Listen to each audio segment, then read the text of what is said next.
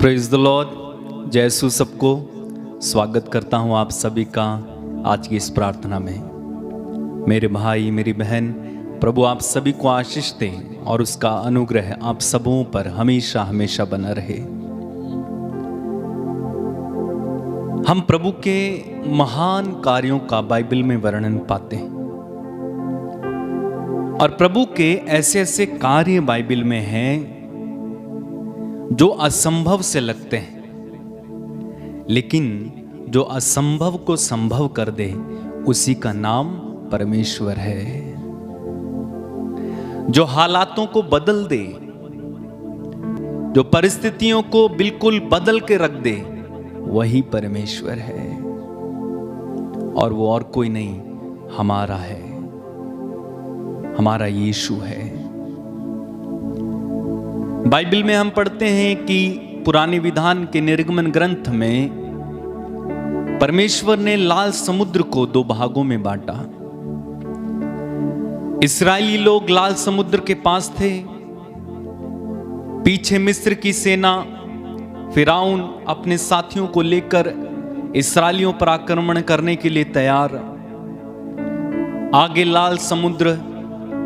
इस्राएली हल्ला करने लगे, शोर मचाने लगे, कहने लगे, हाय मूसा, तू हमें यहां मरने के लिए क्यों लाया?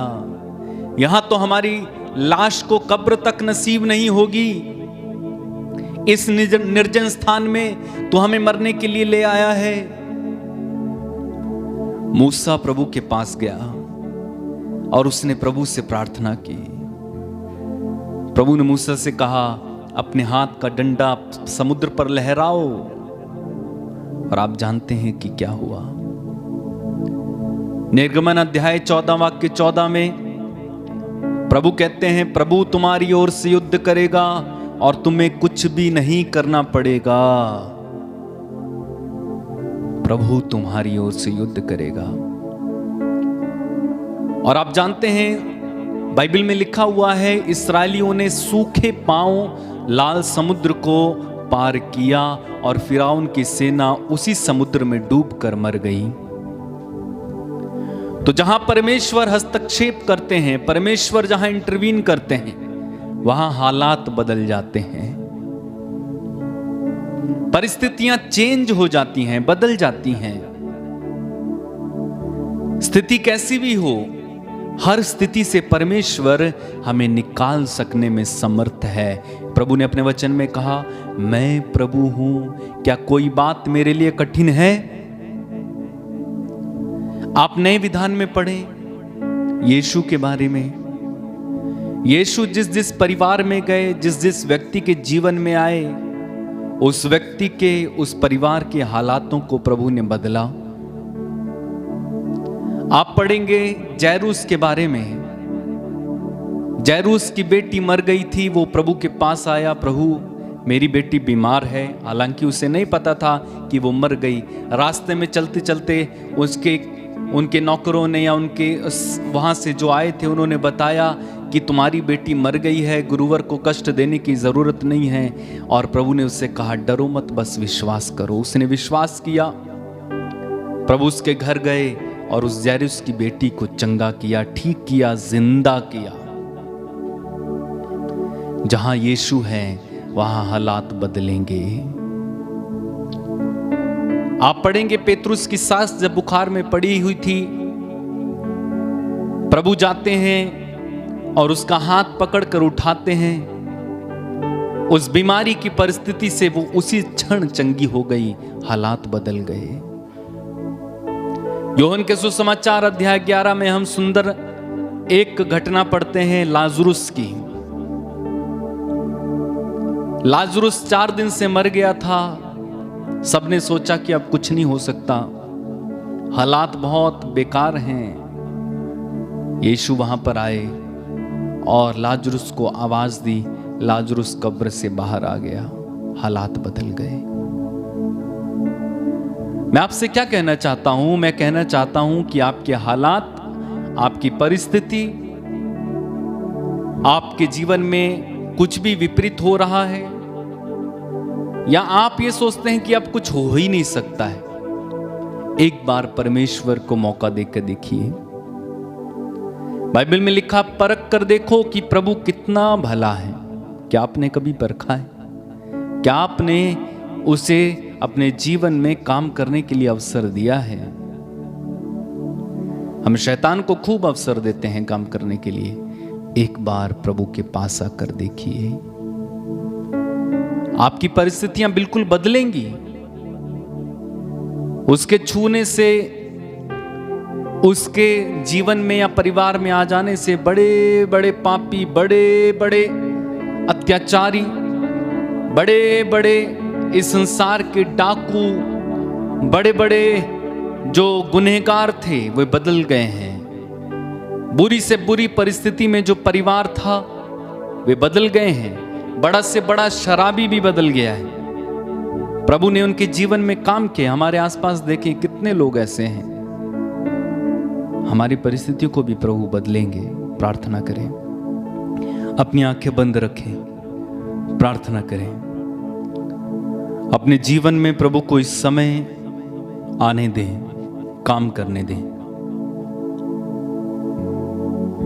प्रभु हमसे कुछ नहीं चाहते हैं, बस इतना चाहते हैं कि हम उसे अपने दिल में बुलाएं।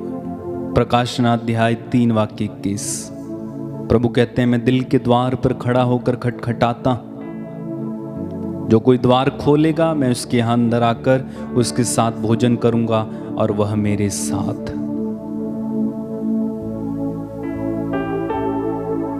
अपने हालातों को प्रभु के हाथों में दें। आपकी परिस्थितियों को बदल जाने के लिए प्रभु को मौका दें। धन्यवाद यीशु, धन्यवाद यीशु। तेरी आराधना, तेरी महिमा, तेरी स्तुति। आइए यीशु, आइए, आइए यीशु, आइए।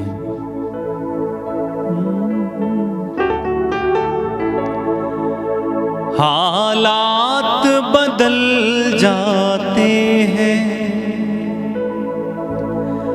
हालात बदल जाते हैं।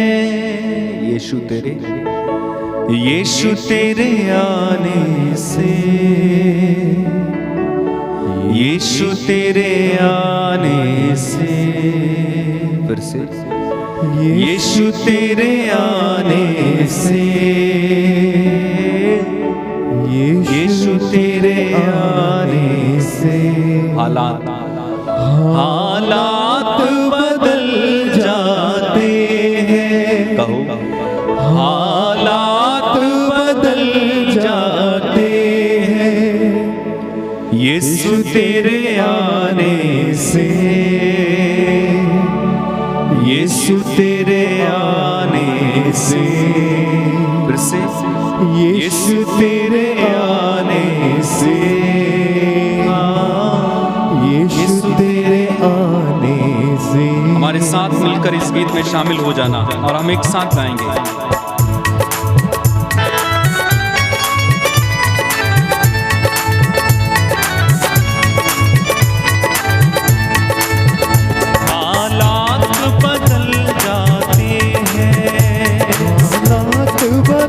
जाते हैं, हालात बदल जाते हैं, हालात बदल जाते हैं यीशु तेरे आने से, यीशु तेरे आने से, यीशु तेरे आने से, यीशु तेरे आने से, यीशु तेरे आने से, यीशु तेरे आने से, यीशु तेरे आने से, यीशु तेरे आने। तालियां बजाते हुए गाएं।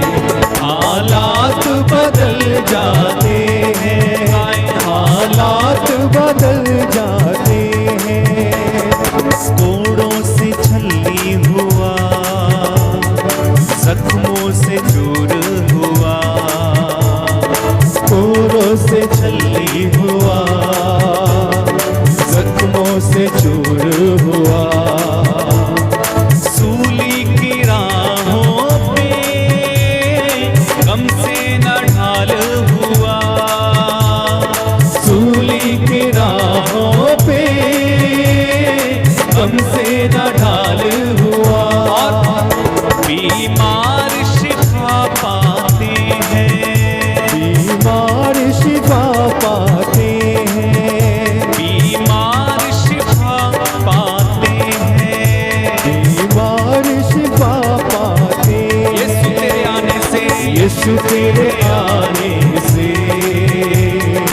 यीशु तेरे आने से, यीशु तेरे आने से,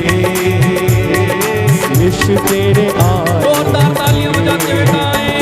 हालात बदल जाते हैं, आमीन। हालात बदल जाते हैं, तेरे आने से, तेरे आने से, तेरे आने से, आने से, आने से, तेरे आने से, तेरे आने से, तेरे आने से, आने से, आने से, तेरे आने से, तेरे आने से, तेरे आने से, आने से, आने से, तेरे आने से, तेरे आने से, तेरे आने से, आने से, एक साथ आने मिलकर से, गाएं। हालात बदल जाते हैं, हालेलुया। हालात बदल जाते हैं, सूली पे डाकू को यीशु ने माफ किया, सूली पे डाकू को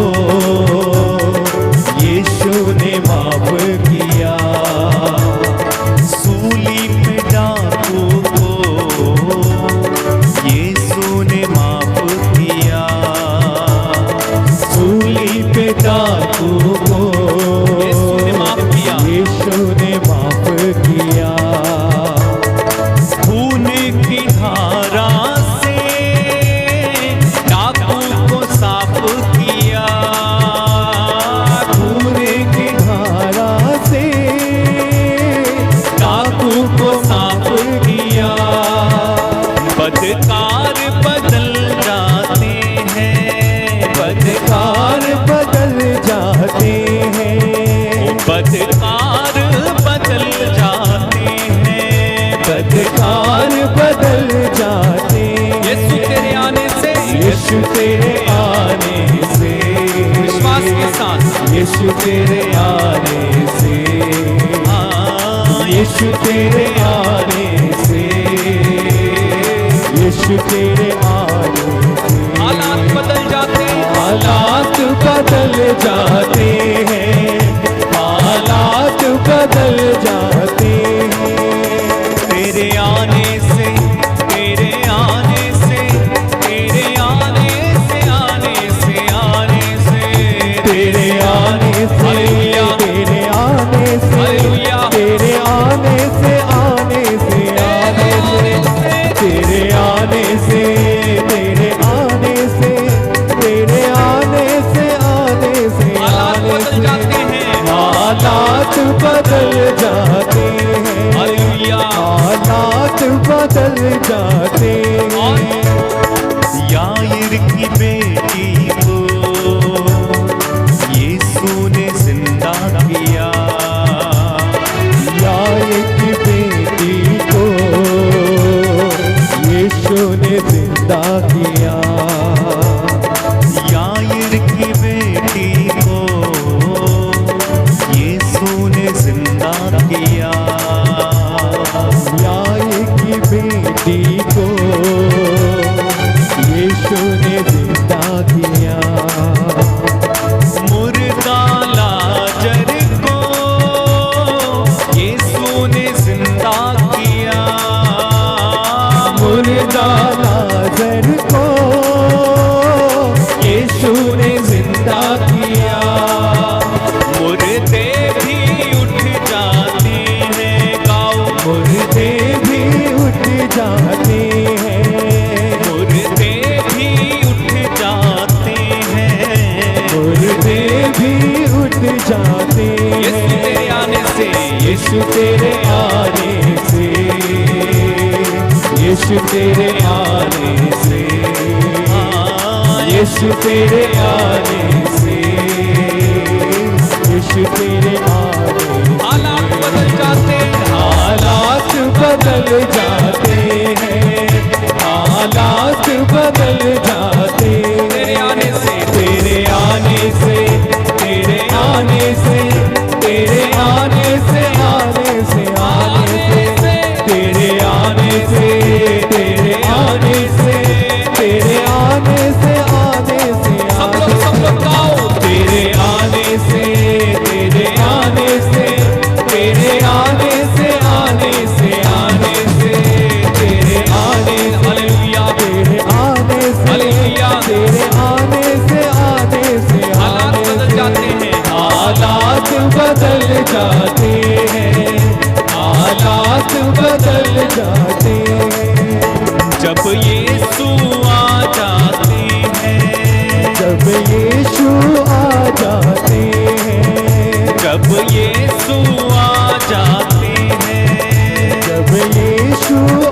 जाते तालियां बजा के गाएं।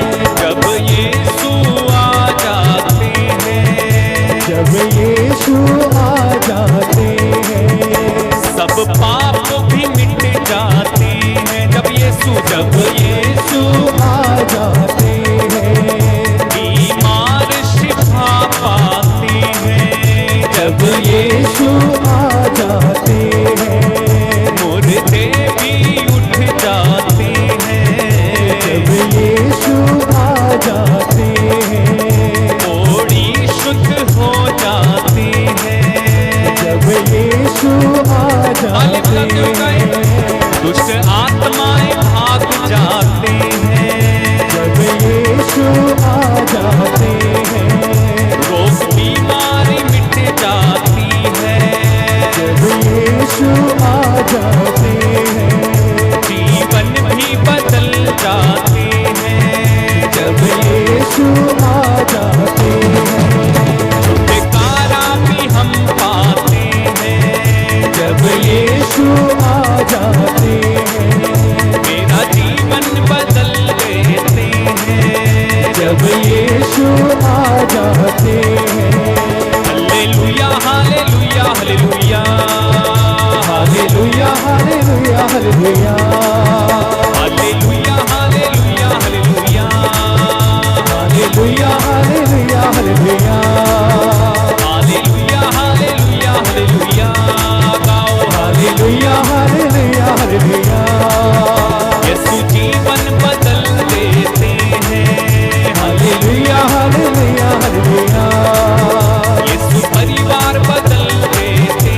हैं। हालेलुया हालेलुया हालेलुया यीशु सब कुछ बदल देते हैं। हालेलुया हालेलुया हालेलुया सब कुछ नया कर देते हैं।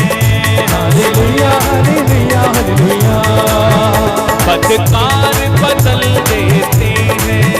हालेलुया हालेलुया हालेलुया वो मुर्दे जिला देते हैं। हालेलुया हालेलुया हालेलुया यीशु यीशु आ जाते हैं। हालेलुया हालेलुया हालेलुया हालेलुया हालेलुया हालेलुया हालेलुया हालेलुया हालेलुया हालेलुया हालेलुया हालेलुया हालेलुया हालेलुया हालेलुया प्रभु यीशु तेरी जय। हालेलुया हालेलुया यीशु तेरी महिमा। हालेलुया हालेलुया यीशु तेरी आराधना। हालेलुया हालेलुया यीशु तेरी महिमा। हालेलुया हालेलुया यीशु तेरी महिमा। हालेलुया हालेलुया यीशु तेरी महिमा। हालेलुया हालेलुया यीशु तेरी महिमा। हालेलुया हालेलुया यीशु तेरी महिमा। हालेलुया हालेलुया मेरे पाप मिटा हालेलुया हालेलुया मुझे लहू से धो। हालेलुया हालेलुया मेरा जीवन नया हालेलुया हालेलुया कर दो यीशु। हालेलुया हालेलुया सारे बंधन खोल दे। हालेलुया हालेलुया लहू से धो दे। हालेलुया हालेलुया आजाद कर दे। हालेलुया हालेलुया छुटकारा भी दे। हालेलुया हालेलुया रोगी चंगे कर दे। हालेलुया हालेलुया लंगड़े भी चला। हालेलुया हालेलुया अंधों को आंखें। हालेलुया हालेलुया बहरे भी सुने। हालेलुया हालेलुया तेरी महिमा दिखा। हालेलुया हालेलुया तेरा जलवा दिखा। हालेलुया हालेलुया तेरा जलवा दिखा।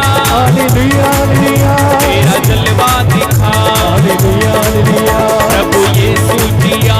हालेलुया हालेलुया ओ मेरे जीवन में आ। हालेलुया हालेलुया मेरे घर में आ। हालेलुया हालेलुया परिवार में आ। हालेलुया हालेलुया यीशु आ यीशु आ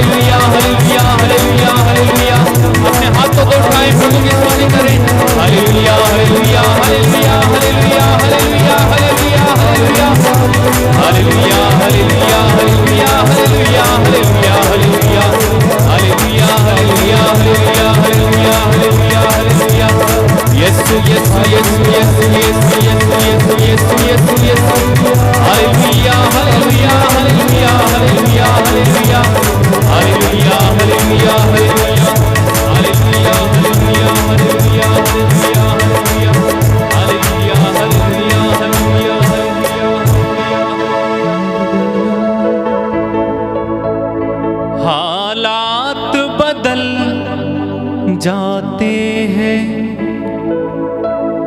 यस्सु तेरे आने से, यस्सु तेरे आने से, कहे यस्सु तेरे आने से, यीशु तेरे आने से हालात बदल जाते हैं, कहो हालात बदल जाते हैं। जैरुस की बेटी को यीशु ने जिंदा किया, कहो जैरुस की बेटी को यीशु ने जिंदा किया। मुर्दा लाजर को यीशु ने जिंदा किया, मुर्दा लाजर को यीशु ने जिंदा किया। मुर्दे भी उठ जाते हैं, मुर्दे भी उठ जाते हैं। एक साथ यस्सु तेरे आने से, यीशु तेरे आने से, यस्सु तेरे, यीशु तेरे आने से, यीशु तेरे आने से। अपनी आंखें बंद रखें, अपने हाथों को खुला रखें। यीशु के आने से क्या कुछ नहीं हो सकता है। हर परिस्थिति बदल सकती है। मुर्दे जिंदा होते हैं उसके आने से, रोगी शिफा पाते हैं, बदकार यानी बुरे से बुरा व्यक्ति भी बदल जाता है।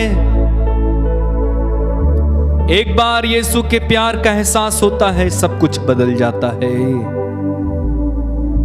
मेरे भाई मेरी बहन, अपनी परिस्थिति को इस समय प्रभु के हाथों में समर्पित करना, कहना यीशु आइए, मेरी परिस्थिति में आइए, यीशु आइए। बुलाएं प्रभु को इस समय। उसके एक स्पर्श मात्र से आप ठीक हो सकते हैं। उसके एक स्पर्श मात्र से आपकी सारी परेशानियां दूर हो सकती। यीशु ने अंधे को छुआ और अंधे को दृष्टि आई। यीशु ने कोढ़ी को छुआ और कोढ़ी शुद्ध हुआ। रक्तस्राव स्त्री ने यीशु को छुआ और उसका रक्तस्राव जाता रहा। जिसके एक आवाज मारने से लाजरुस बाहर आ गया, उसी प्रभु को इस समय बुलाएं, कहना यीशु आइए, आइए यीशु आइए। प्रार्थना करें, आइए यीशु आइए। प्रभु की उपस्थिति इस समय आपके परिवार में, आप जहां कहीं भी इस समय हैं, आपके ऊपर मंडराती है।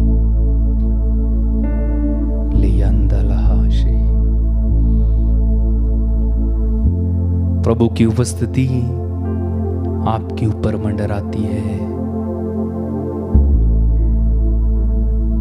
प्रार्थना करें, प्रार्थना करें,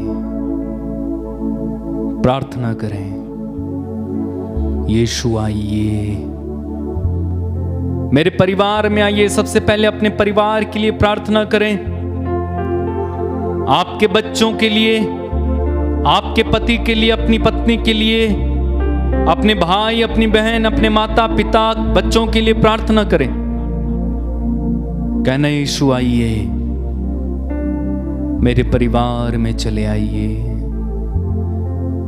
पवित्र आत्मा से प्रार्थना करें, कहना आइए पवित्र आत्मा, मेरे परिवार में उतरा पवित्र आत्मा,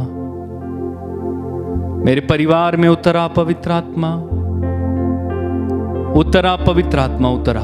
मेरे पीछे दोहराएं, बोले हालेलुया। हालेलुया, ऊंची आवाज से हालेलुया, हालेलुया, हालेलुया। हालेलुया। प्रभु की स्तुति हो, प्रभु की स्तुति हो। ईश्वर को धन्यवाद। ईश्वर को धन्यवाद। आइए प्रभु यीशु, आइए प्रभु यीशु, हम आपकी स्तुति करते हैं, हम आपकी स्तुति करते हैं, आपकी आराधना करते हैं। आपकी आराधना करते हैं। हालेलुया, हालेलुया, हालेलुया, हालेलुया, हालेलुया। हालेलुया। हे प्रभु यीशु, हे प्रभु यीशु, हम तेरी आराधना करते हैं, हम तेरी आराधना करते हैं, हम तेरी स्तुति करते हैं, हम तेरी स्तुति करते हैं, तेरी जय जयकार करते हैं, तेरी जय जयकार करते हम हैं, तुझ में विश्वास करते हम हैं। तुझ में विश्वास करते तू हैं। ईश्वर का पुत्र है, तू ईश्वर का पुत्र है, तू मृतकों में से जी उठा है। तू मृतकों से जी उठा है। हालेलुया, हालेलुया, हालेलुया। हालेलुया। यीशु की स्तुति हो, यीशु की स्तुति हो। यीशु को धन्यवाद, यीशु को धन्यवाद। यीशु की आराधना हो। यीशु की आराधना हो। हालेलुया, हालेलुया, हालेलुया। हालेलुया। मेरी आत्मा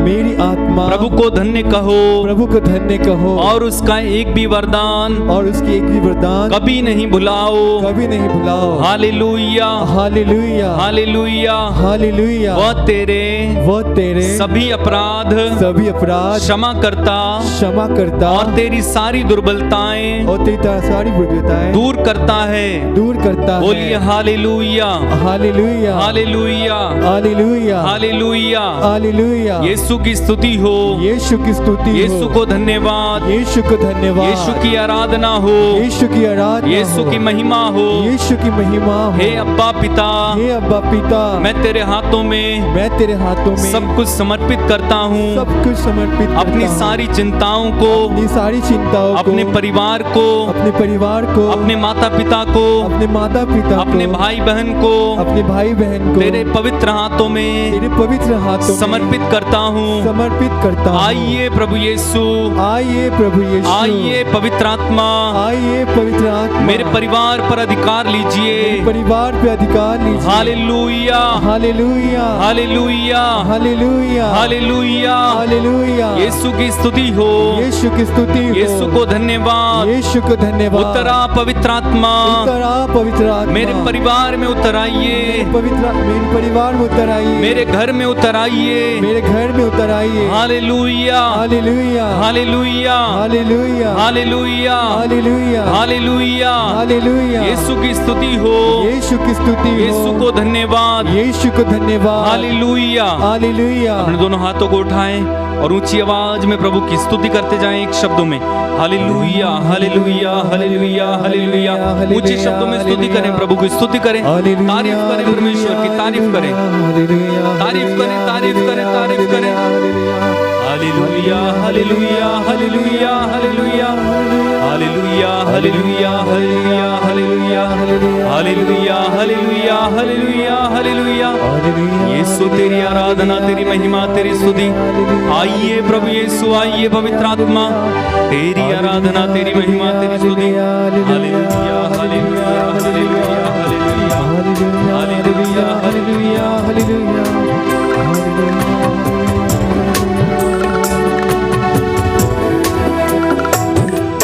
हे पावन आत्मा तू आ, हे पावन आत्मा तू आ, हे पावन आत्मा तू आ, हे पावन आत्मा तू आ, हे पावन आत्मा तू आ, हे पावन आत्मा तू आ, हे पावन आत्मा तू आ, हे पावन आत्मा तू आ। मुझे वरदान देने, जीवन देने, हे पावन आत्मा तू आ। मुझे वरदान देने, जीवन देने, हे पावन आत्मा तू आ। एक साथ मिलकर हे पावन आत्मा तू आ, हे पावन आत्मा तू आ, हे पावन आत्मा तू आ,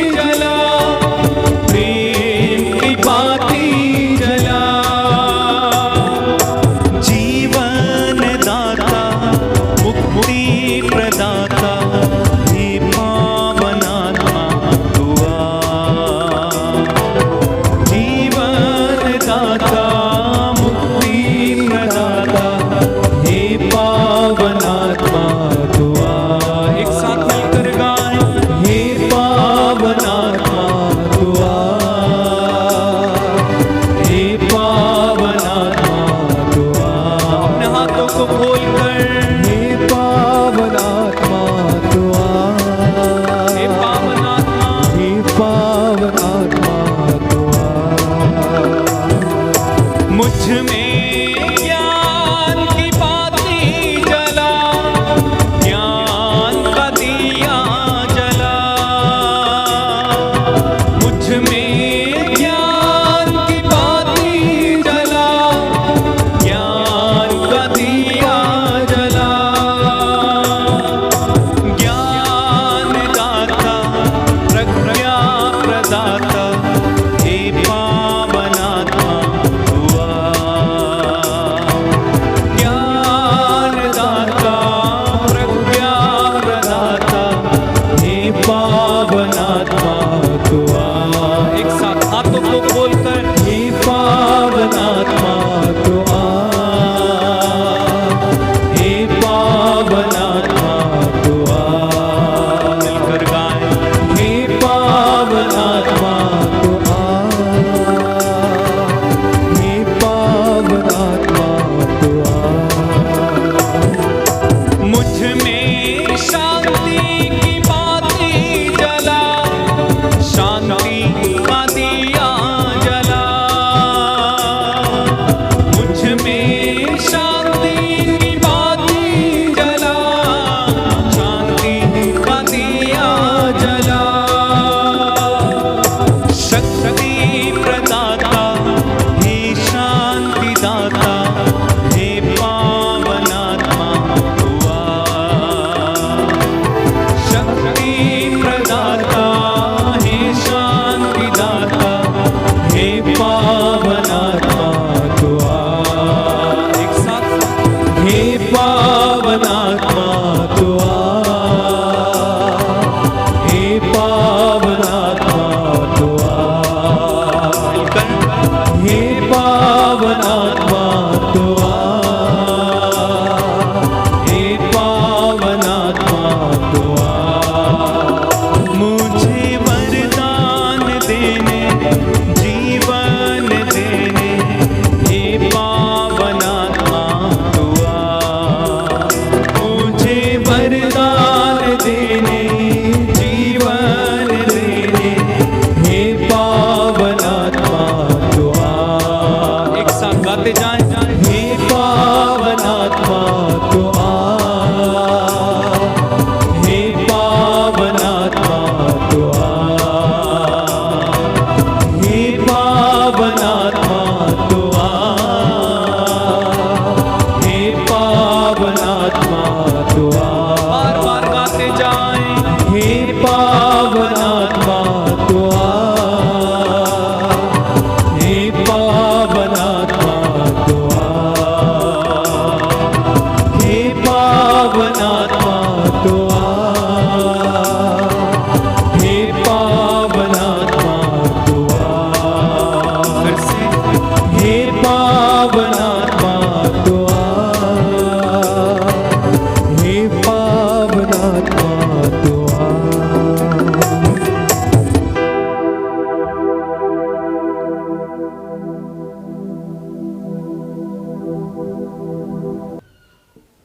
प्यारे भाइयों और बहनों, आप में से बहुत सारे लोगों को प्रभु आज स्पर्श करने वाला है, चंगा करने वाला है। जैसा विश्वास आप लेकर आए हैं वैसे ही आप हो जाएंगे। बोलिए आमेन। आमीन। मैं फिर से कहता हूं, जैसा विश्वास लेकर आप आए हैं आज वैसा ही आपके जीवन में होगा।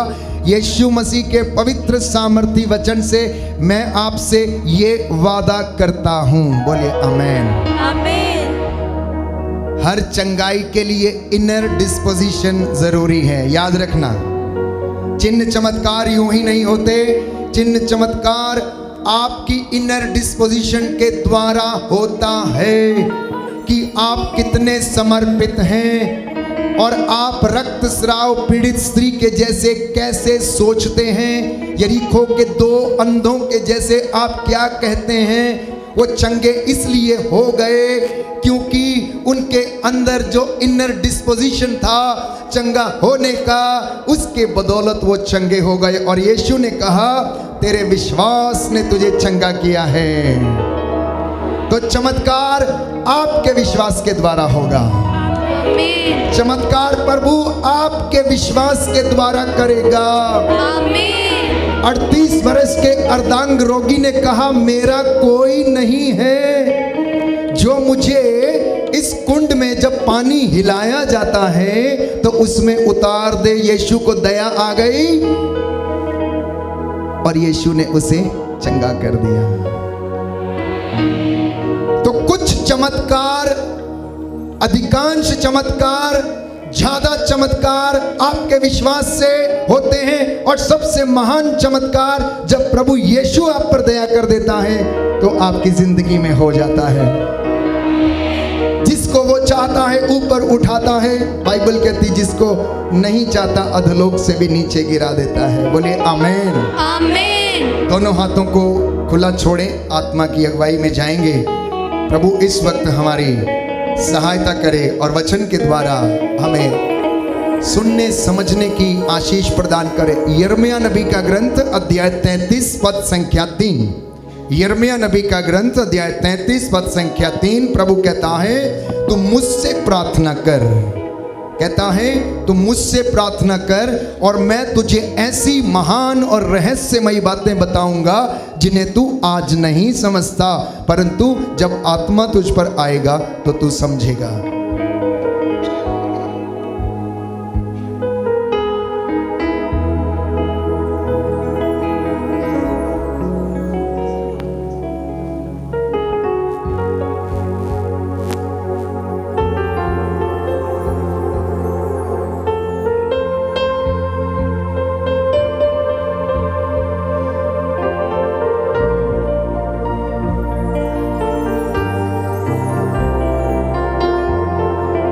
बहने दे उस हवा को, झूले जो हर एक दिल को, तेरा दर्शन मुझे मिले। करता हूँ प्रार्थना तुझसे, पवित्र आत्मा, पवित्र आत्मा, पवित्र आत्मा,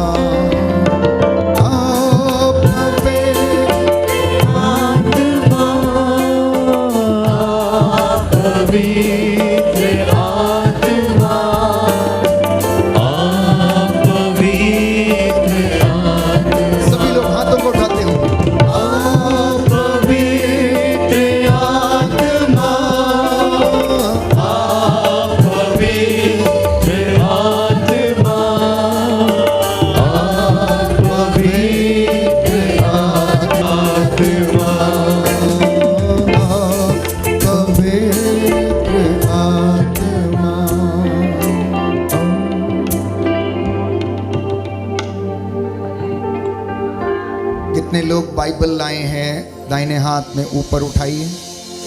हालेलुया, हालेलुया।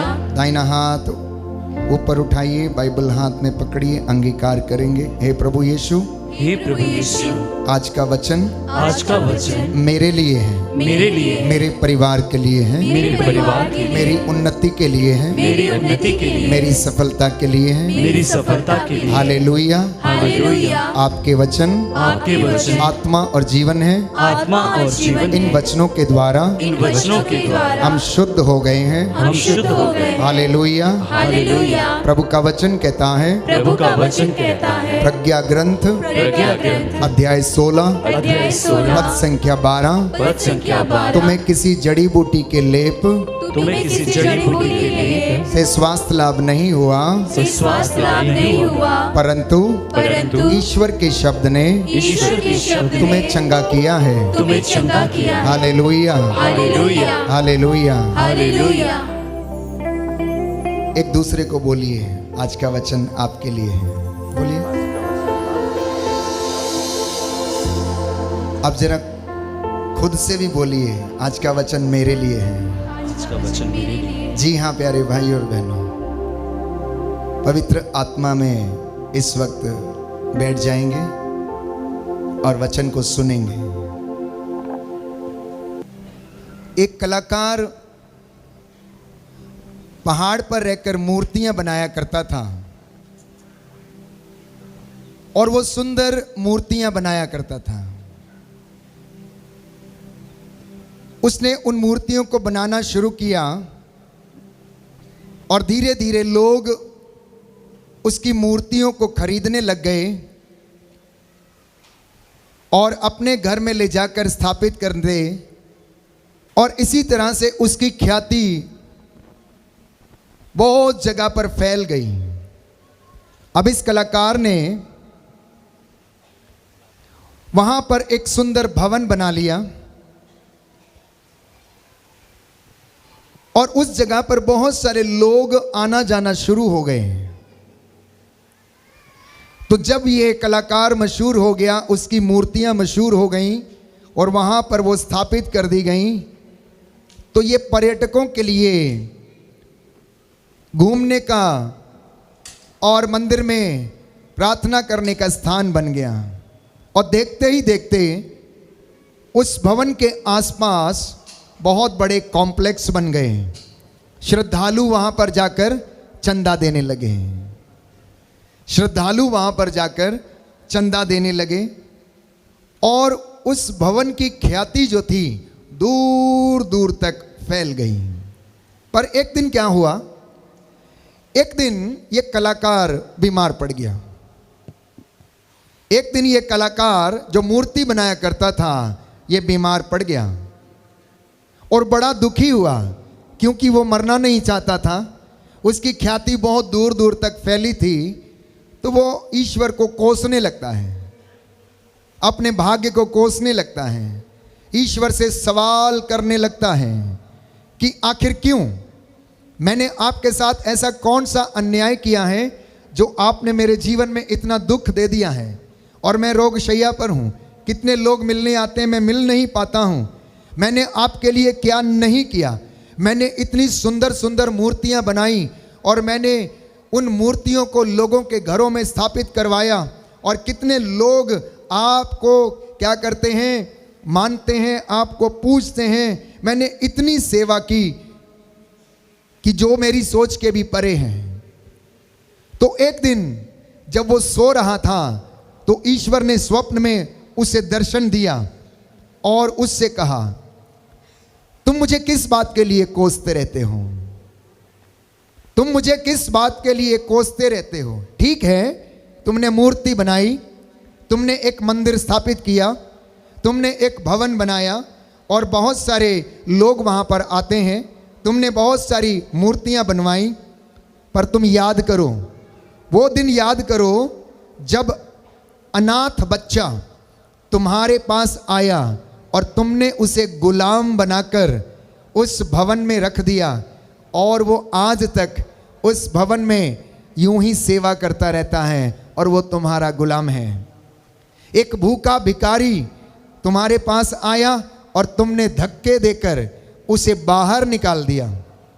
वो दिन जब एक माँ अपने बच्चे के साथ तुम्हारे द्वार के पास खड़ी थी और भारी वर्षा हो रही थी और उसी में वो भीग रही थी, तुमने मंदिर को ये कहकर बंद कर दिया कि अभी समय हो गया है, तुम कल आना, अभी मंदिर का दरवाज़ा बंद हो चुका है। तुम वो दिन याद करो। और तुमने उसे भिक्षा नहीं दी और तुमने उसे यूं ही भेज दिया। कुछ बुजुर्ग स्कूल खोलने के लिए तुमसे धन मांगने के लिए आए थे, लेकिन तुमने उन्हें कहा कि ये सब काम के लिए पैसा तो सरकार देती है, मंदिरों से ये पैसा नहीं दिया जाता है। और तुमने स्कूल खोलने के लिए भी मंदिर से पैसा नहीं दिया और तुमने बहुत धन इकट्ठा करके रखा है अपने पास। तुम मुझे किस बात के लिए कोसते हो। आगे कहता है, याद करो, एक विधवा महिला को तुमने बंधुआ मजदूर बनाकर अपने आश्रम में रखा है। एक विधवा मजदूर महिला को तुमने बंधुआ बनाकर अपने इस भवन में रखा है और उससे तुम काम लेते हो और उसको केवल 2 रोटी देते हो, उसे दुत्कारते हो। ओ कलाकार, मैंने तुम्हारे साथ कौन सा धोखा किया है, मैंने तुम्हारे साथ क्या किया है जो तुम मुझे खोजते हो और तुम मुझे अपनी बातें बताते हो। प्यारे भाइयों और बहनों, ईश्वर उससे कहता है स्वप्न में कि इतने बुरे काम करने के बाद भी तुम मुझे किस बात की उलाहना देते हो। तुम इतने बुरे काम करने के बाद भी मुझे किस बात के लिए कोसते हो। कलाकार की आंखें खुल गईं और अब उसे समझ में आ गया कि जैसा भोगेंगे हम, जैसा करेंगे वैसा ही उसका फल भी हम भोगेंगे। प्यारे भाइयों और बहनों, हमारे कर्मों के अनुसार हमारा न्याय किया जाएगा। हमारे कर्मों के अनुसार हमारा न्याय किया जाएगा। बाइबल हमें यही बताती है। प्रकाशित वाक्य में हम पढ़ते हैं, यीशु ने कहा कि मैं अंतिम दिन आकर सबको सबके कर्मों का फल दूंगा और उसके अनुसार उनका न्याय करूंगा। इसलिए संत पौलुस इस बात को स्पष्ट करता है, कर्म के अभाव में हमारा विश्वास निर्जीव है। कर्म के अभाव में हमारा विश्वास निर्जीव है। यदि जो हम यहां पर सुनते हैं, जो हम करते हैं, जो हम वचन पढ़ते हैं, उसे एग्जीक्यूट नहीं करते हैं, तो प्यारे भाइयों और बहनों, हमारी प्रार्थना, हमारी साधना ये व्यर्थ है। जो यहां पर हमने सुना, जो किया है, जो प्रभु हमसे कहता है, अगर हम चार दीवारी के बाहर जाकर उसका पालन नहीं करते, तो प्यारे भाइयों और बहनों, हम प्रभु से बहुत दूर रहते हैं। दूसरी एक विशेष बात प्रभु आज हमसे कहना चाहता है कि जो हमारी प्रार्थना में नहीं है वो हमारे कामों में भी नहीं होगा, हमारे जीवन में भी नहीं होगा। यदि हमारी प्रार्थना में त्याग नहीं है तो हमारे जीवन में भी त्याग नहीं होगा। हालेलुया, हालेलुया, हालेलुया, हालेलुया। यीशु की स्तुति हो, यीशु की स्तुति यीशु हो। को धन्यवाद। यीशु को हे धन्यवाद। प्रभु यीशु, हे प्रभु यीशु, मैं वादा करता हूँ, मैं वादा करता हूँ, आपके वचनों पर चलूंगा। आपके वचनों पर चलूंगा। हालेलुया, हालेलुया, हालेलुया। हालेलुया। तो आज के इस पवित्र दिन में प्रभु ने कहा है कि इन परिवारों को संबोधित करो। मैंने परसों आपसे कहा था प्रभु का घर बनाएं, और घर ईंट पत्थरों का नहीं होता, घर इंसानों के द्वारा बनता है। ईंट पत्थरों से केवल मकान बनते हैं, लेकिन घर प्यारे भाइयों और बहनों इंसानों के द्वारा बनते हैं।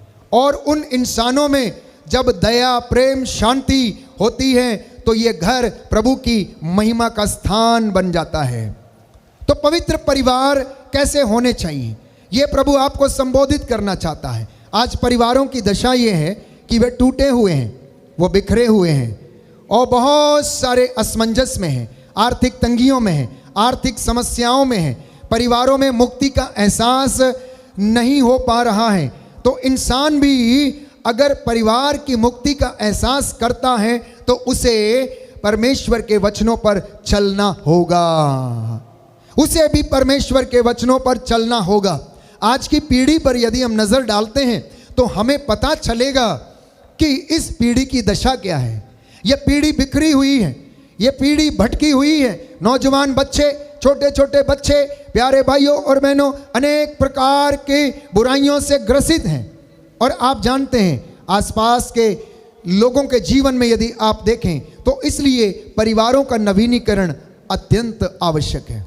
The renewal of the family is must, renewal of the family is must. कितने लोग चाहते हैं कि आपके परिवारों का नवीनीकरण हो? तो प्रभु आज इस काम को पूरा करेगा, बशर्ते कि आप उसके वचन पर ध्यान देना। मैं कुछ बातें प्रभु की ओर से आपको बताना चाहता हूं, प्रभु की ओर से आपको संबोधित करना चाहता हूं कि परिवारों का नवीनीकरण बहुत ही अत्यंत आवश्यक है। संत पौलुस कहता है ये दिन बुरे हैं, the world is growing very fast. इस संसार की जमाने की रफ्तार बहुत तेज है, और यदि हमारी रफ्तार भी उतनी तेज नहीं होगी तो हम डूब जाएंगे, हम नष्ट हो जाएंगे।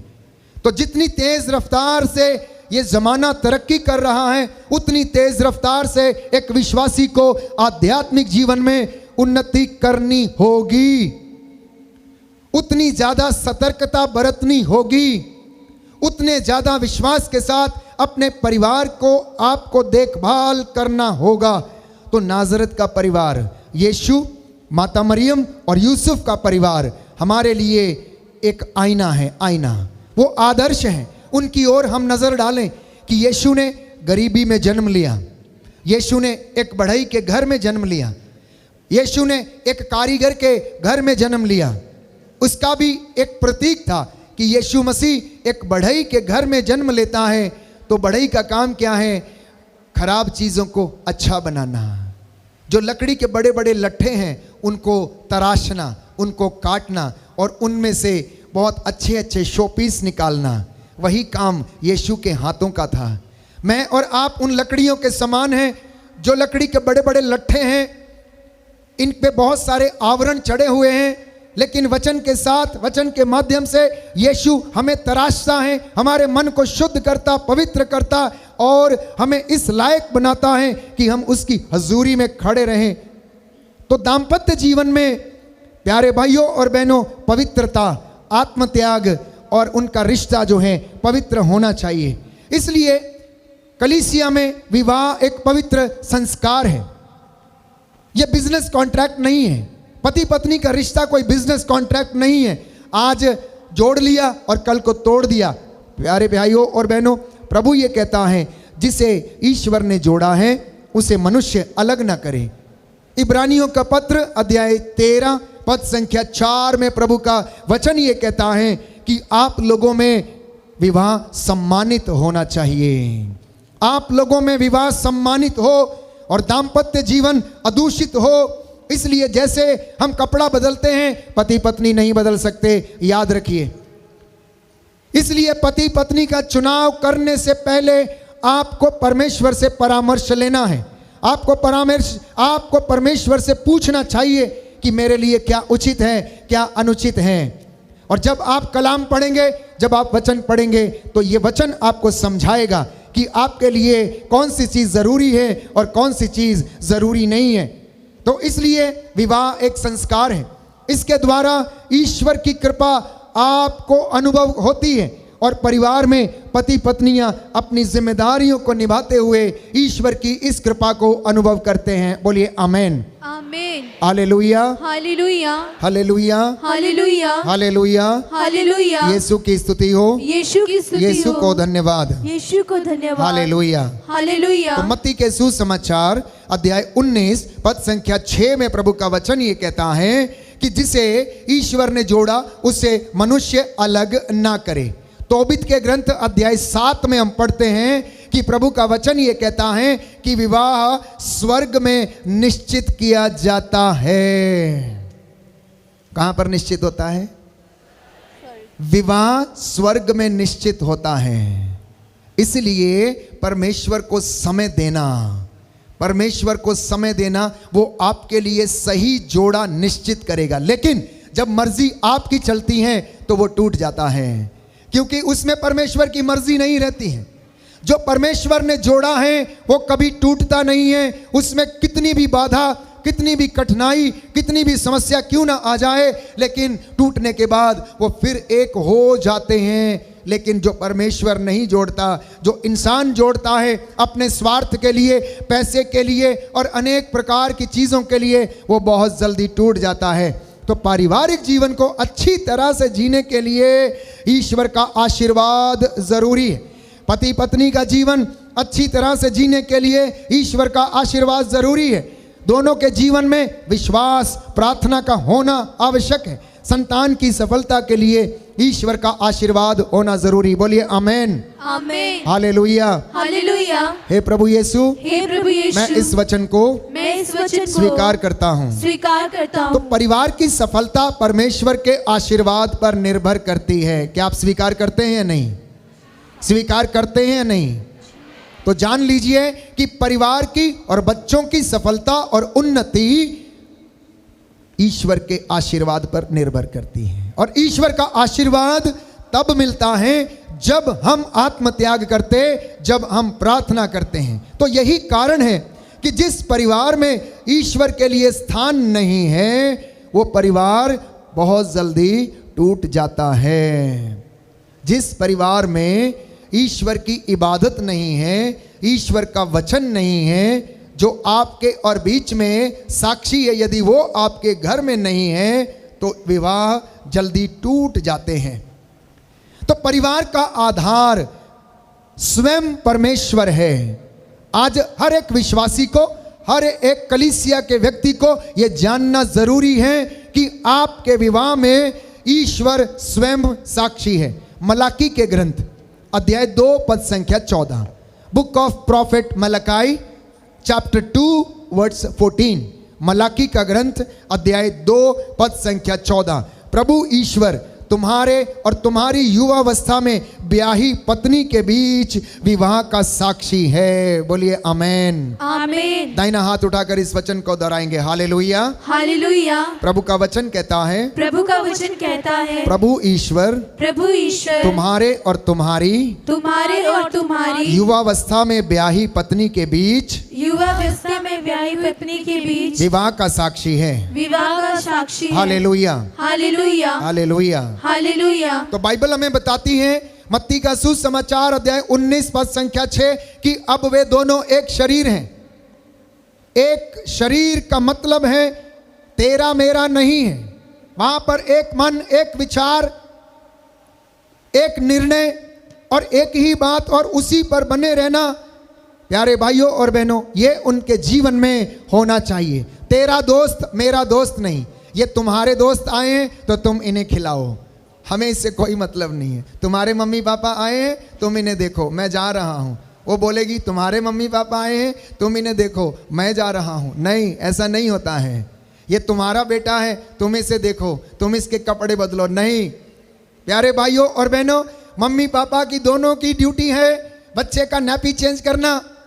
पत्नी बीमार होती है तो पति की ड्यूटी है चाय बनाकर देना, सुबह देखभाल करना। दोनों एक मन, एक शरीर, एक तन है। और जो ऐसा करते हैं उनके परिवार बने हुए हैं। जिनको लज्जा आती है कि नहीं, हमारे तो संस्कारों में ये बातें नहीं है, हम तो क्या करते हैं, हमारा काम चूल्हा जलाना नहीं है, लेडी का काम है, ये स्त्री का काम है। नहीं प्यारे भाई और बहनों, जहाँ पर ऐसी विचारधाराएं हैं वहाँ पर अधिकांशता गुलामी का एहसास होता है। आखिर प्यार तो दोनों में है, लेकिन ये प्यार को एक्सचेंज होना ज़रूरी है, तब उसमें और ज़्यादा बरकत आएगी, और ज़्यादा बरकत आएगी।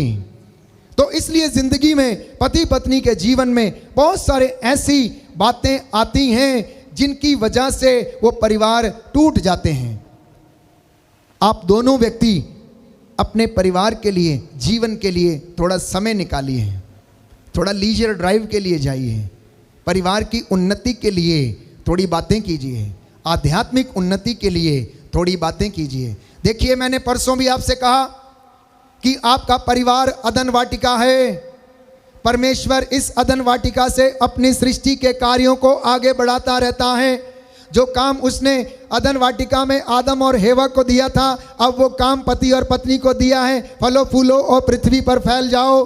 और परमेश्वर चाहता है कि आप एक धर्मी संतान उत्पन्न करें। ये ईश्वर की इच्छा है पति पत्नी से, ना कि एक विधर्मी संतान उत्पन्न करें। नहीं प्यारे भाइयों और बहनों, तो बाइबल कहती है, संत पौलुस लिखता है, परिवारों आप लोग वर्तमान समय से पूरा पूरा लाभ उठाएं। तो विवाह का उद्देश्य इस वर्तमान समय में आपको पता होना चाहिए कि क्या है। विवाह का उद्देश्य है परमेश्वर की हुजूरी में रहना।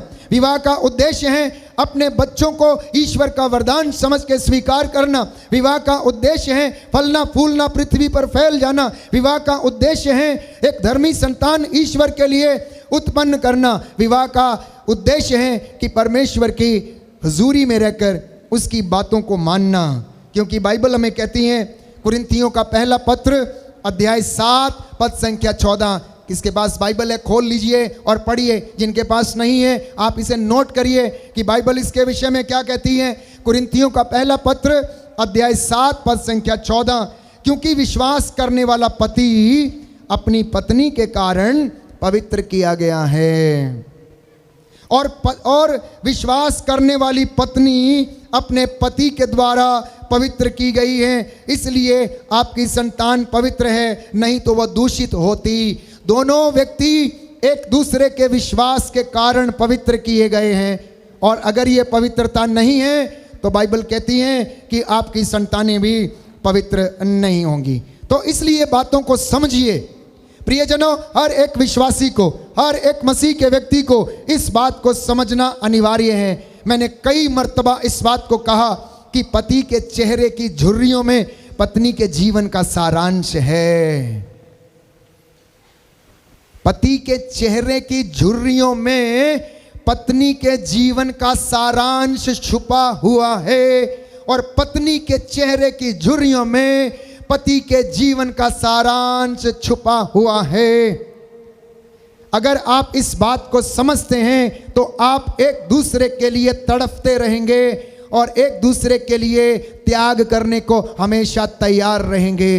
अगर आप इस बात को नहीं समझते कि मेरे पति के चेहरे में मेरे जीवन का सारांश है, या पति ये नहीं समझता या पत्नी ये नहीं समझती, प्यारे भाइयों और बहनों, वहां पर कुछ कमी और घटी जरूर है, वहां पर कुछ कमी और घटी जरूर है। इसलिए मलाकी का ग्रंथ अध्याय 2 पद संख्या 15 में प्रभु का वचन ये कहता है, प्रभु जिसने तुम्हें जोड़ा है वह तुमसे धर्मी संतानों की प्राप्ति चाहता है।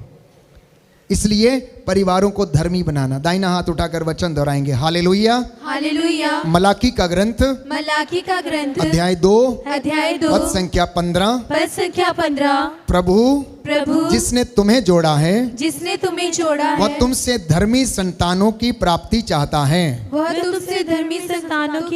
हालेलुया हालेलुया हालेलुया हालेलुया। तो अगर ईश्वर की ये मर्जी है कि आप लोग एक धर्मी संतान उत्पन्न करें, तो आज से यह निर्णय करें कि अपने परिवारों को धर्मी बनाने का काम शुरू कर दें। तो बाइबल ये हमें बताती है, प्रवक्ता ग्रंथ अध्याय 7 पद संख्या 25, book of Sirach chapter 7 verse 25, यदि तुम्हारे पुत्र हो तो उन्हें शिक्षा दिलाओ और बचपन से उन्हें अनुशासन में रखो। यदि तुम्हारी पुत्रियां हो तो उनकी रक्षा करो, उनके साथ ढिलाई मत बरतो। पुत्री के विवाह का प्रबंध करो, उसे एक समझदार व्यक्ति को सौंप दो। समझ में आया माता पिता आपकी जिम्मेदारी? प्रभु ये कहता है, अगर तुम्हारे बेटे हैं तो उन्हें तुम शिक्षा दिया करो, उन्हें बचपन से अनुशासन में रखो। अगर तुम्हारी बेटियां हैं तो उनकी रक्षा करो, उनके साथ ढिलाई मत बरतो। पुत्री के विवाह का प्रबंध करो और उसे एक ऐसे समझदार व्यक्ति को सौंप दो जो उसकी देखभाल कर सके। प्यारे भाइयों और बहनों, ये आज का वचन है परिवारों के लिए कि प्रभु चाहता है कि आपका परिवार स्वर्ग बन जाए। प्रभु चाहता है कि आपका परिवार पवित्र बन जाए। इसलिए बाइबल कहती है अफेसियों के पत्र अध्याय 6 पद संख्या 1 में कि माँ बाप का आदर करने वालों का कल्याण होगा। बच्चों के लिए आप जितने भी लोग नौजवान यहाँ पर बैठे हैं, अपने बुजुर्ग माता पिता का आदर करेंगे तो आपका कल्याण होगा। ये पवित्र बाइबल हमें बता रही है। अफेसियों का पत्र अध्याय 6 पद संख्या 1, माँ बाप का आदर करने वालों का कल्याण होगा और तुम बहुत दिनों तक पृथ्वी पर जीवित रहोगे। बोलिए आमीन आमीन हालेलुया हालेलुया। प्रभु का वचन कहता है माँ बाप का आदर करने वालों का कल्याण होगा और तुम बहुत दिनों तक पृथ्वी पर जीवित रहोगे। हालेलुया हालेलुया हालेलुया हालेलुया। तो इसलिए प्यारे भाइयों और बहनों, जिस प्रकार हम कहते हैं कि हमारे परिवार समाज का आईना है, उसी प्रकार हमारे मसीह परिवार कलीसिया का आईना है। और जब इन परिवारों में यह वचन पढ़ा जाता है, यह वचन बोला जाता है, यह वचन अंगीकार किया जाता है, तो इसमें आप अपना आईना देख सकते हैं। जितने लोग श्रद्धा और भक्ति से इस वचन को पढ़ते हैं, यह वचन आपको बताएगा कि आपके जीवन में कृपा का लेवल कितना है, ग्रेस का लेवल कितना है। Because this is the mirror of our spiritual life. जितना ज़्यादा आप पढ़ेंगे, ये बाइबल आपको बताएगी कि आप कितने धर्मी हैं और कितने विधर्मी हैं। जब ये बाइबल आपसे बातें करेगी तो ये आपको पता चलेगा कि आप कहाँ पर खड़े हैं और कहाँ पर आपके जीवन में कमी है। प्यारे भाइयों और बहनों, इसलिए प्रभु के वचन पर भरोसा करते रहना। स्त्री और पुरुष दोनों एक समान हैं, परंतु दोनों में थोड़ा अंतर है, थोड़ा नहीं बहुत अंतर है। और इस अंतर को मैं स्पष्ट करना चाहता हूं। मनुष्य यदि प्रदाता है तो स्त्री सहायक है। मनुष्य यदि प्रदाता है तो स्त्री सहायक है। मनुष्य यदि रक्षा करने वाला है तो स्त्री शिक्षा देने वाली है, भोजन देने वाली, पालन पोषण करने वाली, तालीम देने वाली और परवरिश करने वाली है। मनुष्य दिमाग से संचालित है तो प्यारे भाइयों और बहनों, स्त्री हृदय से संचालित होती है। उसका हृदय ममता से भरा हुआ रहता है। मनुष्य यदि असंवेदनशील है तो स्त्री बहुत ही ज़्यादा संवेदनशील है, इमोशनल जिसे हम कहते हैं, क्योंकि उसके हृदय में वो भाव भरे रहते हैं। उसके प्यार की कोई सीमा नहीं है और बाइबल कहती है कि उसके नफरत की भी कोई सीमा नहीं है। लेकिन दोनों एक दूसरे के पूरक हैं। दोनों पति पत्नी गाड़ी के दो पहियों के समान हैं। अगर उनमें हवा समानांतर नहीं रहेगी तो प्यारे भाइयों और बहनों, उनके जीवन की गाड़ी डोलती रहेगी, डोलती रहेगी। तो इसलिए एक दूसरे की डिफरेंसेस को स्वीकार करना। अगर आपका पति कमजोर है तो पत्नी के लिए बुलाहट है कि वो पति को ईश्वर के मार्ग पर ले आए और प्रार्थना करे। यदि पत्नी कमजोर है तो पति का काम है कि प्रभु से प्रार्थना करे और उसके पत्नी का मन परिवर्तन हो जाए। एक दूसरे की भिन्नताओं को स्वीकार करते जाना। हर व्यक्ति में कमियां होती हैं और अगर आप कमी देखते रहेंगे तो आपको कमियां नजर आएंगी, लेकिन अगर आप अच्छाई देखेंगे तो आपको अच्छाई ही नजर आएगी। एक सुंदर कहावत है कि सुंदरता किसी चीज में नहीं होती, सुंदरता तो मनुष्य की आंखों में होती है। वो जिस तरह से देखना चाहता है वैसे ही उसको दिखेगा।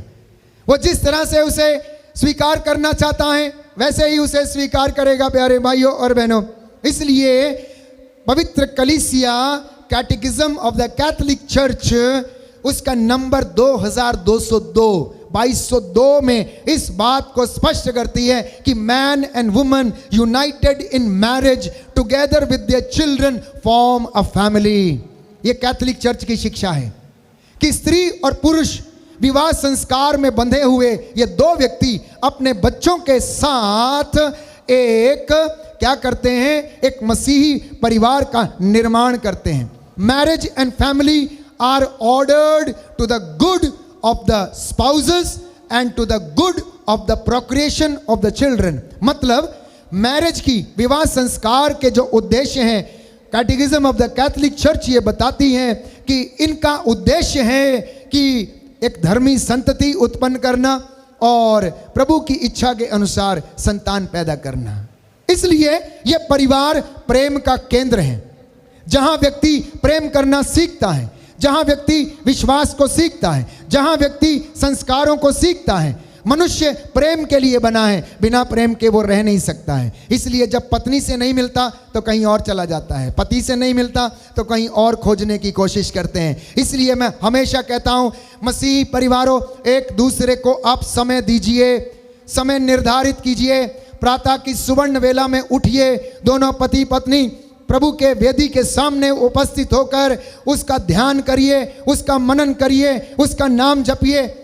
शाम को घर लौटने पर अपने बच्चों के साथ मिलकर प्रार्थना कीजिए, साथ बैठकर भोजन करिए। मैं आपको विश्वास दिलाता हूं, आपका परिवार कभी भी बिखरेगा नहीं, आपका परिवार कभी टूटेगा नहीं।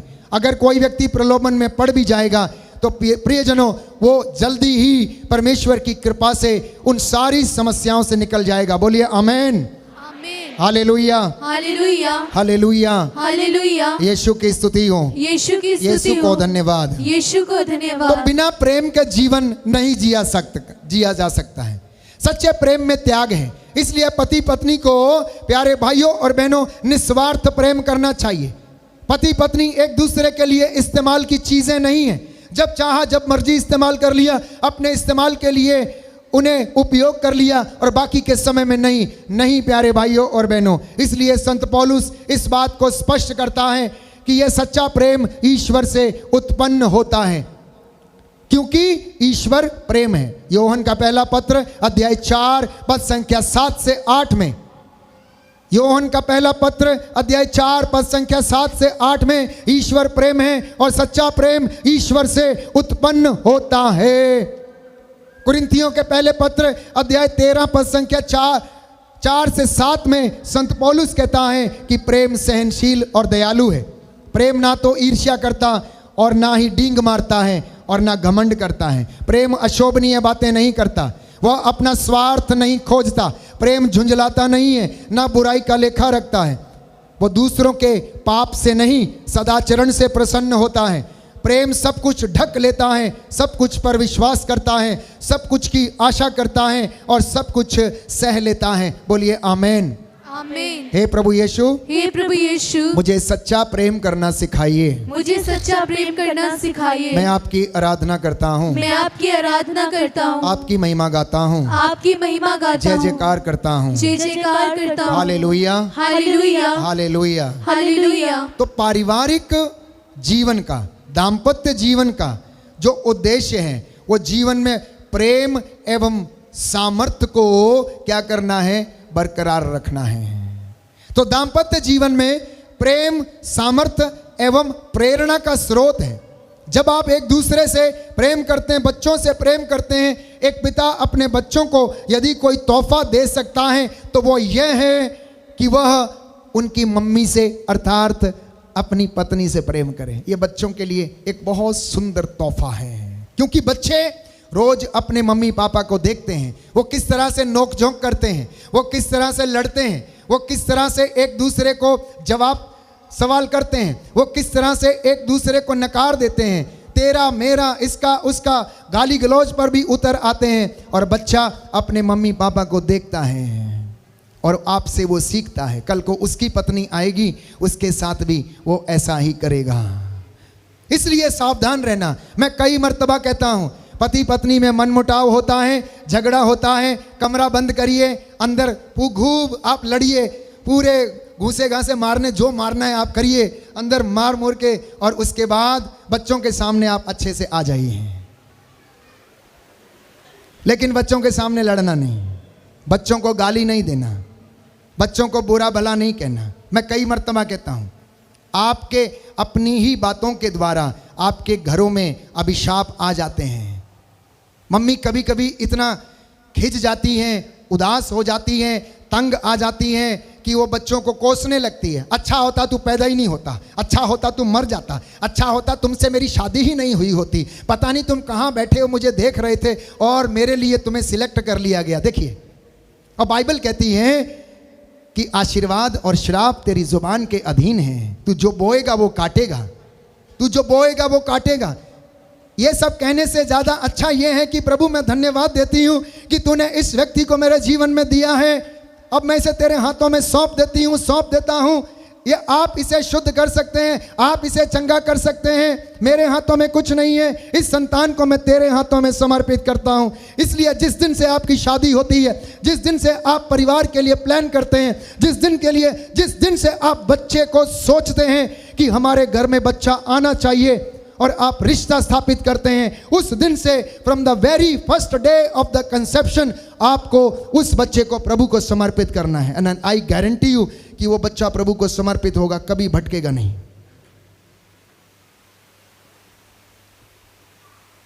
इसलिए संत पौलुस ने कहा कि आपका दाम्पत्य जीवन अदूषित हो।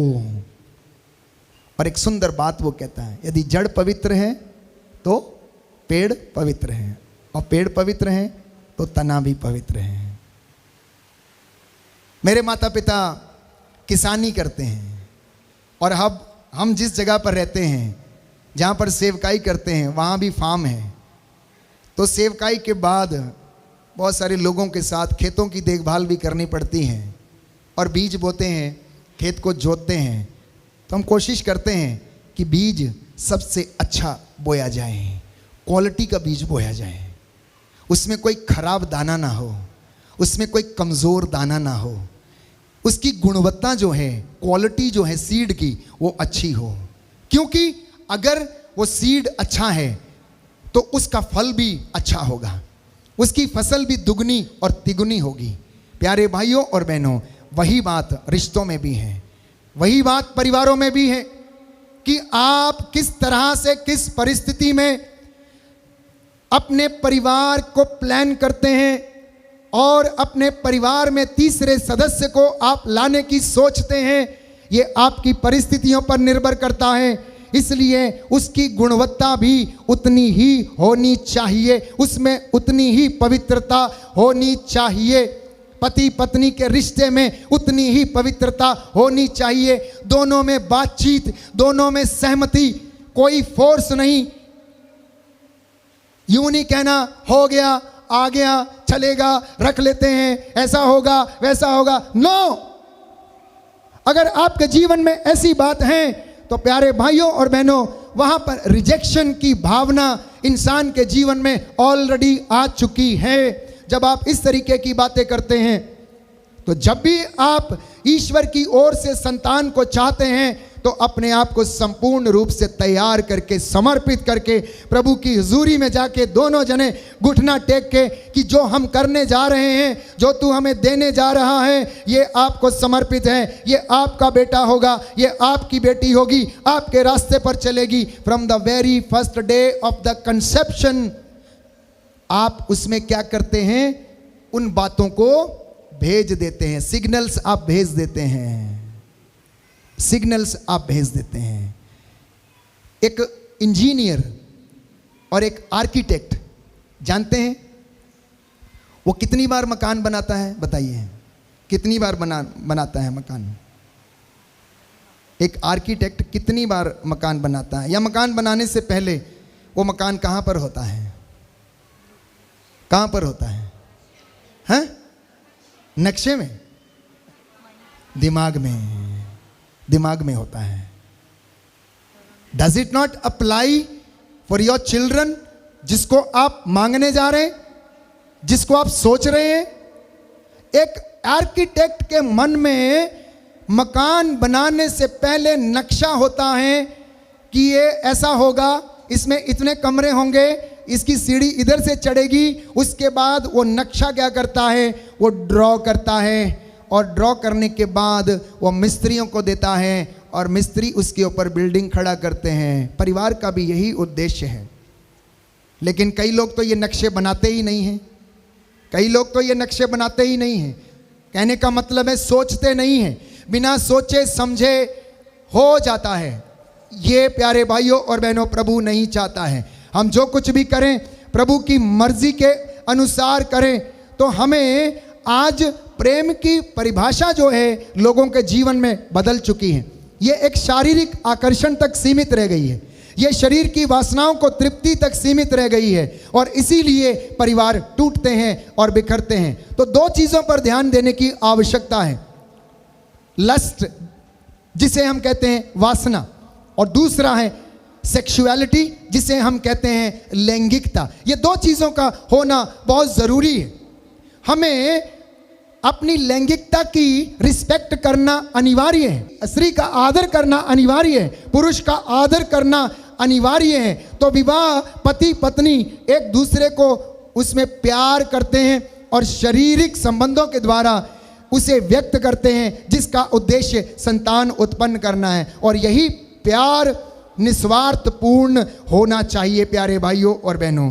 तो परिवार प्रथम पाठशाला है जहां बच्चे अच्छाई और बुराई सीखते हैं, संस्कारों का ज्ञान माता पिता से सीखते हैं, स्पिरिचुअल शिक्षा वो अपने माता पिता से सीखते हैं। शिक्षक केवल किताबी ज्ञान आपको दे सकता है जो आपको जीविका अर्जित करने में सहायता करता है, लेकिन माता पिता बच्चे को जीवन में आदर्श व्यक्ति बनने का ज्ञान देते हैं। हालेलुया, हालेलुया। यीशु की स्तुति हो, यीशु की स्तुति हो, यीशु को धन्यवाद, यीशु को यीशु धन्यवाद, की आराधना हो, यीशु की आराधना हो, यीशु की महिमा हो, यीशु की महिमा हो, यीशु को धन्यवाद। यीशु को तो धन्यवाद। जो शिक्षा आज आप सुन रहे हैं उसके विषय में प्रभु ने इजराइलियों के लिए कहा, मूसा से कहा कि जाओ और इनसे कहो, विधि विवरण ग्रंथ अध्याय 6 पद संख्या 6 और 7 में हम पढ़ते हैं कि जो शिक्षा मैं आज तुम्हें दे रहा हूं वे तुम्हारे हृदय पर अंकित रहे। तुम इसे अपने पुत्रों को अच्छी तरह सिखाओ, घर बैठते या राह चलते समय, लेटते समय, शाम को घर लौटते समय, यात्रा करते समय तुम ये शिक्षा जो है तुम अपने पुत्रों को और पुत्रों को भी सिखाओ। बोलिए आमीन। आमीन। मैं वचन पढ़ूंगा आपके लिए। अध्याय 6 विधि विवरण ग्रंथ पद संख्या 5 और उससे आगे। तुम अपने प्रभु ईश्वर को अपने सारे हृदय, अपनी सारी आत्मा और अपनी सारी शक्ति से प्यार करो। जो शब्द मैं तुम्हें आज सुना रहा हूं वे तुम्हारे हृदय पर अंकित रहें। तुम उन्हें अपने पुत्रों को अच्छी तरह सिखाओ, घर में बैठते या राह चलते समय, शाम को लेटते या सुबह उठते समय उनकी चर्चा किया करो। तुम उन्हें निशानी की तरह अपने हाथ पर और ताबीज की तरह अपने मस्तक पर बांधो और अपने घरों की चौखट तथा अपने फाटकों पर उसे लिख दो। बोलिए आमीन। आमीन। आमीन। आमीन। कितने लोग ये वचन को दोहराते और करते हैं और अपने बच्चों को ये शिक्षा देते हैं, इस संहिता के वचन की चर्चा करते हैं। यदि आप करते हैं तो प्रभु आपसे बहुत प्रसन्न है और विश्वास आपके घर में कायम है। तो बच्चों को भी ट्रेनिंग देना, बच्चों को ट्रेनिंग देना। सूक्ति ग्रंथ अध्याय 22 पद संख्या 6, युवक को बचपन से सन्मार्ग की शिक्षा दो। बाइबल क्या कहती है? नौजवान को बचपन से सन्मार्ग की शिक्षा देना, वह बुढ़ापे में उससे कभी नहीं भटकेगा। बोलिए आमीन। आमीन। तो जितने नौजवानों को शिक्षा बचपन से नहीं मिली वो अपनी जवानी में और बुढ़ापे में भटक सकते हैं। बाइबल कहती है प्यारे भाई और बहनों, दाहिना हाथ उठाकर वचन दोहराएंगे। सूक्ति ग्रंथ सूक्ति ग्रंथ अध्याय 22 अध्याय 22 पद संख्या 6, पद संख्या 6। प्रभु का वचन कहता है, प्रभु का वचन कहता है, युवक को बचपन से ही युवक को बचपन से ही सन्मार्ग की शिक्षा दो, सन्मार्ग की शिक्षा दो, वह बुढ़ापे में उससे कभी नहीं भटकेगा। उससे कभी नहीं भटकेगा। हालेलुया। हालेलुया। यशायाह नबी के ग्रंथ में प्रभु कहता है, अध्याय 38 पद संख्या 19 उसका दूसरा भाग, book of Isaiah chapter 38 verse 19 and the second part, पिता अपने पुत्रों को सत्य प्रतिज्ञता का ज्ञान कराएं। पिता अपने पुत्रों को सत्य प्रतिज्ञता का ज्ञान कराएं, और यदि आपने ऐसा नहीं किया है तो उसका फल आप आज भुगत रहे हैं। जो आपके बेटे आपका आदर नहीं करते, जो आपको दुत्कार देते हैं, जो आपकी संवेदनाओं को समझते नहीं हैं, जो आपके विचारों को समझते नहीं हैं, तो उसका यही कारण है कि बाइबल की शिक्षा के अनुसार उन्हें शिक्षा नहीं दी गई है। शोक गीत अध्याय 2 पद संख्या 19, उठो रात को चिल्लाओ, पहले पहर अपना हृदय पानी की तरह बहा दो। अपने बच्चों के प्राण रक्षा के लिए प्रभु के सामने हाथ उठाकर प्रार्थना करो। वे गलियों की नुक्कड़ में भूख के कारण मूर्छित पड़े हुए हैं। इसलिए आप अपने घर के मूसा हैं जो मध्यस्थता करता था। पति पत्नी, आपको अपने घर का मूसा बनने की आवश्यकता है। बाइबल हमें बताती है, निर्गमन ग्रंथ में हम पढ़ते हैं कि जब तक मूसा के हाथ ऊपर रहते थे तो योशुआ जो अमालेकियों से युद्ध कर रहा था वो जीतता जाता था। आप लोगों के हाथ ऊपर रहेंगे तो आपके बच्चे भी जीतते रहेंगे। जैसे ही आपके हाथ नीचे गिरेंगे, जैसे ही वो नशे में डूबेंगे या फिर अन्य किसी कामों में डूबेंगे, आपके बच्चे भी उसी में डूबेंगे। मैंने आपको इसीलिए स्टोरी सुनाई कि जो आप बोएंगे वही आप काटेंगे। कर्म का फल आपके जीवन में लौट कर आएगा और उसी के अनुसार आप लोगों का न्याय, मेरा न्याय किया जाएगा। इसलिए बच्चों के लिए अच्छी चीजें उपलब्ध कराना, बाइबल कहती है। कुरिन्थियों का दूसरा पत्र अध्याय 12 पद संख्या 14 में प्रभु का वचन कहता है कि माता पिता अपने बच्चों के लिए अच्छी चीजें आप उपलब्ध कराएं। Nurture your children with love patience, ईमानदारी, वफादारी, सौम्यता के साथ उनकी देखभाल करना। मैं बहुत सारे लोगों के जीवन में, परिवारों में देखता हूँ प्यारे भाइयों और बहनों, कि कई जगह पर जो है परिवार बहुत ज़्यादा टूटे और बिखरे हुए हैं। एक घर में यदि 4 रहते हैं तो बेटी अपने कमरे में, बेटा अपने कमरे में, मम्मी अपने कमरे में, पापा अपने कमरे में, चारों अपने अपने लैपटॉप पर, चारों अपने अपने मोबाइल पर। यह घरों की दशा है, इसमें कोई दो राय नहीं है। आप में से बहुत सारे लोग इस बात से, प्यारे भाइयों और बहनों, इस बात को झुटला नहीं सकते कि ये परिस्थितियां ना केवल आपके परिवार में परंतु हमारे समाज की ये हकीकत है, ये समाज की हकीकत है। इसलिए अगर आप अपने बच्चों को समय नहीं देंगे तो कोई तीसरा व्यक्ति उन्हें समय देगा।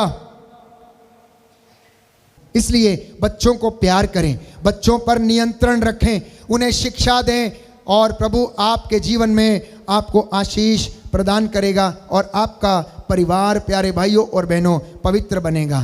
एक और शिक्षा बाइबल कहती है मम्मी पापा के लिए कि आप लोग अपने बच्चों को सुधारिए। सूक्ति ग्रंथ अध्याय 13 पद संख्या 24, book of Proverbs chapter 13 verse 24। जो छड़ी नहीं लगाता वो अपने पुत्र का शत्रु है। जो छड़ी नहीं लगाता वो अपने पुत्र का शत्रु है। जो पुत्र को प्यार करता है वह दंड देने से नहीं हिचकता है। परंतु विडंबना ये है कि हमारे इस संसार में आज किसी को मारना या किसी को छड़ी लगाना प्यारे भाइयों और बहनों बहुत ही ज़्यादा दुश्वार है। आखिर क्यों ऐसा है? क्योंकि शैतान ने अपनी तमाम युक्तियों के तहत इन छोटे छोटे कोमल विचारों को, कोमल हृदयों को, निर्मल हृदयों को दूषित कर दिया है। और इसका नतीजा ऐसा क्यों है? क्योंकि जड़ें पवित्र नहीं हुई हैं। इसीलिए इस तरीके के फल हमें देखने को मिलते हैं। सूक्ति ग्रंथ अध्याय 19 पद संख्या 18 में अपने पुत्र को दंड दो, इसमें उसका कल्याण है। अपने पुत्र को दंड दो, इसमें उसका कल्याण है। और ये दंड बचपन से ही देना शुरू करना चाहिए, बड़े होने के बाद नहीं। नहीं तो वो कहेगा मैं मर जाऊंगा, आत्महत्या कर लूंगा। नहीं प्यारे भाई और बहनों, ये सुधार बचपन से शुरू होना चाहिए। पुराने ज़माने में प्यारे भाइयों और बहनों, ये हमारे पास गैजेट्स नहीं हुआ करते थे और मम्मी हमेशा अपने बच्चे को पीठ पर बांध के लिए घूमती थी। आज मम्मी एक छोटे से झूले में डाल के चली जाती है, आया को सौंप जाती हैं या फिर बेबी सीटर में रख के छोड़ के चले जाती हैं और काम करने के लिए चाहती हैं। और आप उसके जो 3 और 4 और 5 साल जो उसके बढ़ने के हैं, नर्चर होने के हैं, जिस बातों में उसे बढ़ना चाहिए वो शिक्षा आप उसको आया से दिलवा रहे हैं, बेबी सीटर से दिलवा रहे हैं या किसी देखभाल करने वाले व्यक्ति से दिलवा रहे हैं, तो आपको वैसा ही मिलेगा, आपको तो वैसा ही मिलेगा। इसलिए बच्चों के लिए समय देना, बचपन से उनका सुधार करना। सूक्ति ग्रंथ अध्याय 22 पद संख्या 15, नवयुवक के हृदय में जो मूर्खता घर कर गई है उसे अनुशासन की लाठी निकाल देगी।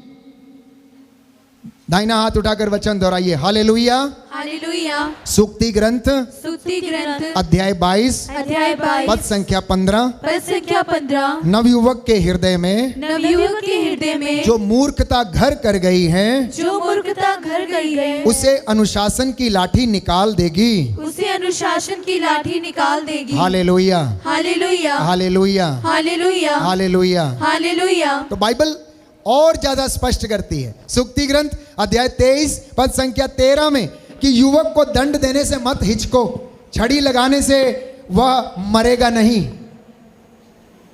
युवक को, बच्चे को दंड देने से हिचकिचाओ मत, वो क्या नहीं मरेगा नहीं कहता है, छड़ी लगाने से वो मरेगा नहीं। और बच्चों को बाइबल कहती है इंस्ट्रक्शंस दो, इंस्ट्रक्शंस दो, उसके साथ संहिता के इन नियमों की चर्चा किया करो। हालेलुया हालेलुया हालेलुया हालेलुया हालेलुया हालेलुया हालेलुया हालेलुया। तो प्यारे भाइयों और बहनों, धन के चक्कर में ना रहें। आपका धन आपके बच्चे हैं, आपका धन आपके बच्चे हैं।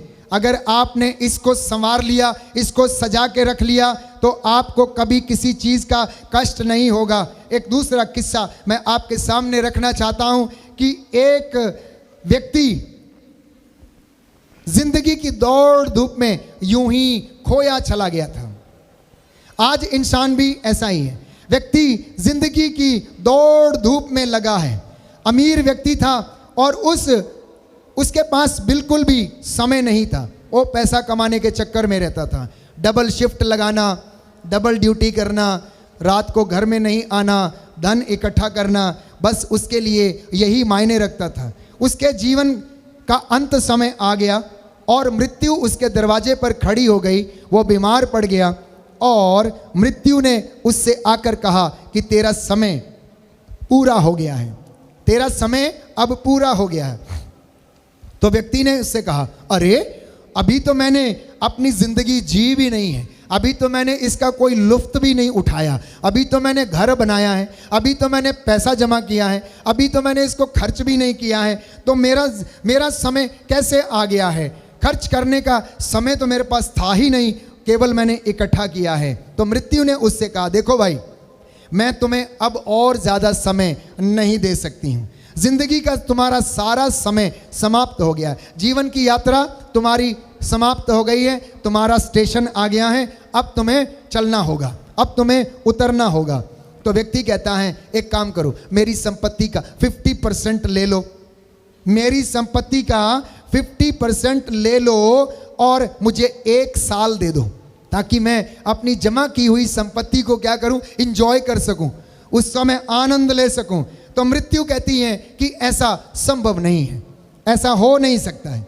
तो व्यक्ति कहता है, अगर तुम चाहो तो 90% मेरी संपत्ति ले लो, लेकिन मुझे 1 महीने का समय दे दो, केवल 1 महीने का समय दे दो, जिससे कि मैंने जो इकट्ठा किया है मैं उसका आनंद ले सकूं।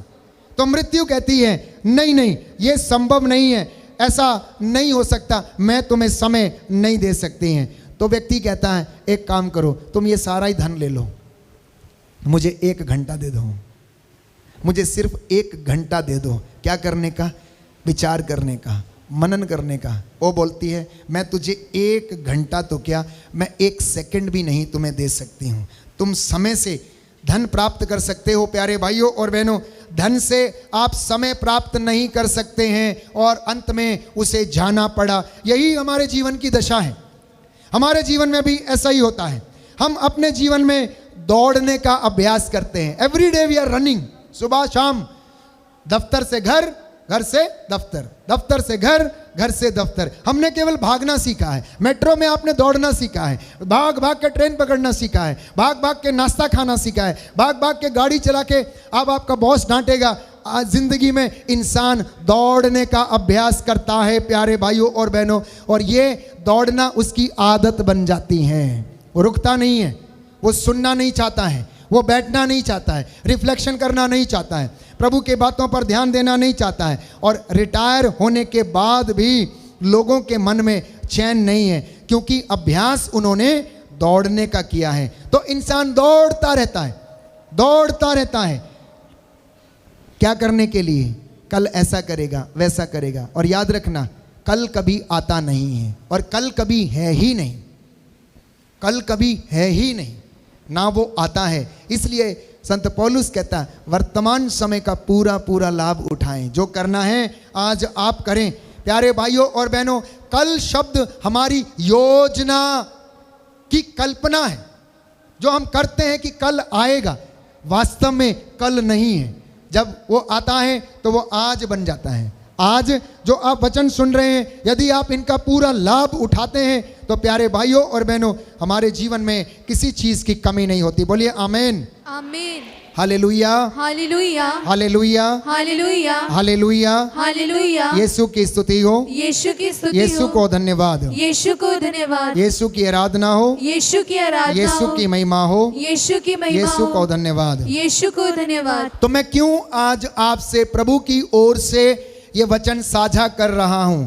आप चंगाई के वचन सुनते हैं, चंगाई की आराधना में भाग लेते हैं, छुटकारे की प्रार्थना में आप भाग लेते हैं, लेकिन हमें इन तमाम चीज़ों से पहले अपनी जड़ों को शुद्ध करने की आवश्यकता है, परिवारों को शुद्ध करने की आवश्यकता है।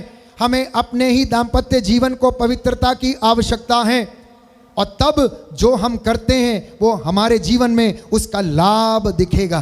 तो पहला विवाह ईश्वर के द्वारा बनाया गया, आदम और हेवा के बीच में पहला विवाह हो गया, और इसका उद्देश्य था सृष्टि का कार्य आगे बढ़ाना। और ईश्वर आज वो कार्य आप लोगों के द्वारा आगे बढ़ाता है। आपके बच्चे हैं, बच्चे बढ़ते हैं, पढ़ते हैं, नौकरी करते हैं और परिवार के लिए जीविका अर्जित करते हैं। तो यीशु परमेश्वर ने कहा उत्पत्ति ग्रंथ अध्याय 9 पद संख्या 1 में, फलो फूलो और पृथ्वी पर फैल जाओ। मलाकी के ग्रंथ अध्याय 2 पद संख्या 15 में मैंने आपके लिए पढ़ा कि धर्मी संतति पैदा करने के लिए पति पत्नियों को प्रभु ने बुलाया है। मलाकी का ग्रंथ अध्याय 2 पद संख्या 16 प्रभु का वचन ये कहता है कि प्रभु तलाक से घृणा करता है, प्रभु तलाक से घृणा करता है।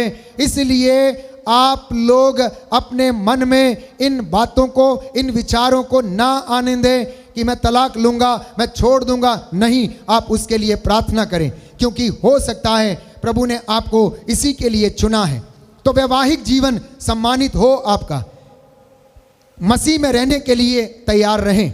संतान की उत्पत्ति करने के लिए प्रभु ने विवाह को बनाया है। हालेलुया, हालेलुया, हालेलुया, हालेलुया। यीशु की स्तुति हो, यीशु की स्तुति हो, यीशु को धन्यवाद। यीशु को धन्यवाद। कुछ कारण मैं आपके सामने रखना चाहता हूं। वैसे तो आपको मालूम है, लेकिन आज प्रभु इस बात को स्पष्ट करना चाहता है कि परिवार आखिर टूटता क्यों है। बहुत से कारण हो सकते हैं, लेकिन मैं आपको कुछ कारणों से अवगत कराना चाहता हूं। सबसे पहला कारण है शक। सबसे पहला कारण है शक, जो परिवार की बुनियादी नींव को क्या करता है, उखाड़ देता है। और शक का कोई इलाज नहीं, इसलिए इस दुष्ट आत्मा से बचने का पूरा पूरा प्रयास कीजिए। पति और पत्नी, बच्चे, माता पिता, प्रेमी और प्रेमिका एक दूसरे का आदर सम्मान करें। प्यारे भाइयों और बहनों, हर चीज की अपनी एक सीमा है, उस सीमा की मर्यादा का उल्लंघन ना करें।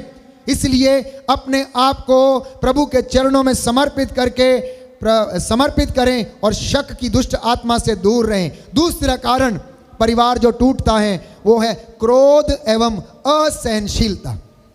गुस्सा और असहनशीलता, ये दूसरा कारण जिसकी वजह से परिवार टूट जाता है। तीसरा कारण है नफरत। जब हम किसी से नफरत करते हैं, बच्चों से, पति से, पत्नी से या फिर रिश्तेदारों से, तो परिवार में प्यारे भाइयों और बहनों टूटना संभव है। चौथा कारण है ईर्ष्या। पांचवा कारण है मान सम्मान नहीं देना।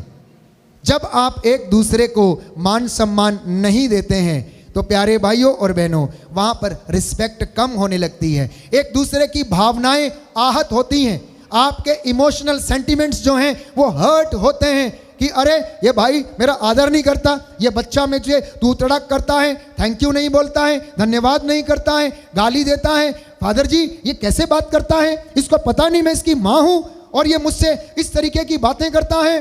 प्यारे भाइयों और बहनों, इस तरीके के जब बातें जीवन में होने लगती हैं तो प्यारे भाइयों और बहनों वो परिवार बना नहीं रह सकता है। सातवां कारण, किसी तीसरे व्यक्ति का दखल अंदाजी आपके परिवार में आपके परिवार को छिन्न भिन्न कर सकती है, तोड़ सकती है। इसीलिए किसी तीसरे व्यक्ति की दखल अंदाजी अपने परिवार में मत होने दीजिए। ये प्रभु की ओर से आप लोगों के लिए संदेश है। तीसरे व्यक्ति की दखल अंदाजी आपके परिवार में ना होने दीजिए और प्रभु आपको प्यारे भाइयों और बहनों सुरक्षित रखेगा।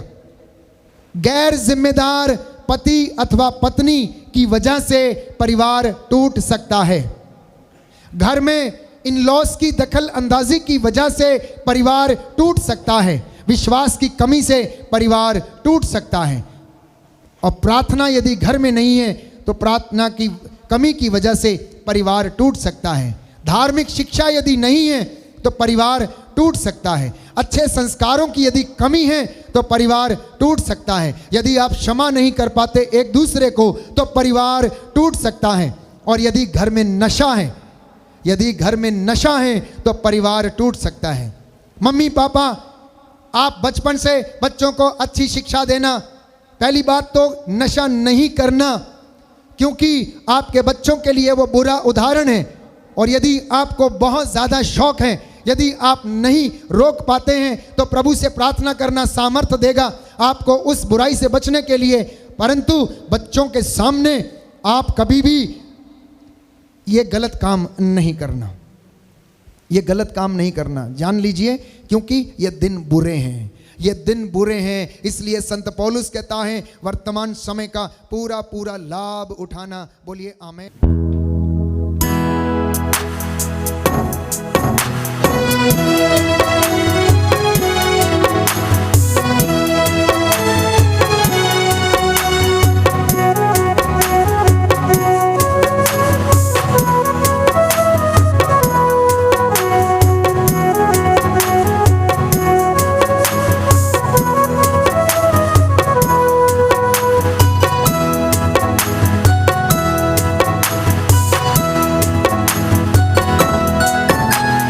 घर का तुम आशय बन जा, यीशु मरियम यूसुफ पिता, हमारे घर के आंगन में पावन क्रूस लगा देना। इस घर का तुम आशय बन जा, यीशु मरियम यूसुफ पिता, हमारे घर के आंगन में पावन क्रूस लगा देना। इस घर का तुम आशय बन जा। पहरा देने चारों स्वर्गदूतों को लगा देना, पहरा देने चारों स्वर्गदूतों को लगा देना।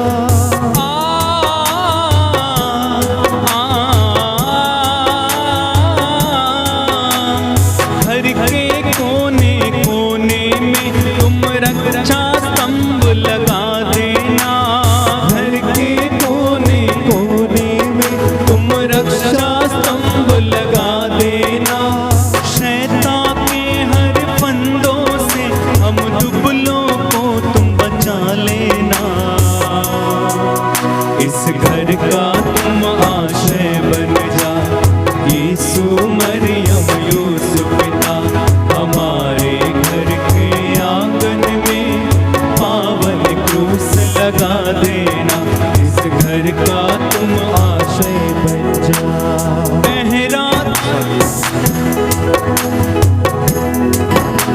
साथी और सहारा बन, हमें संग संग चलना सिखा देना।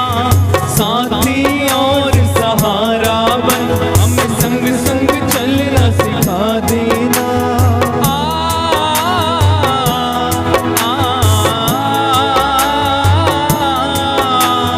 एक दूजे को साया देने, एकता का तुम वर देना।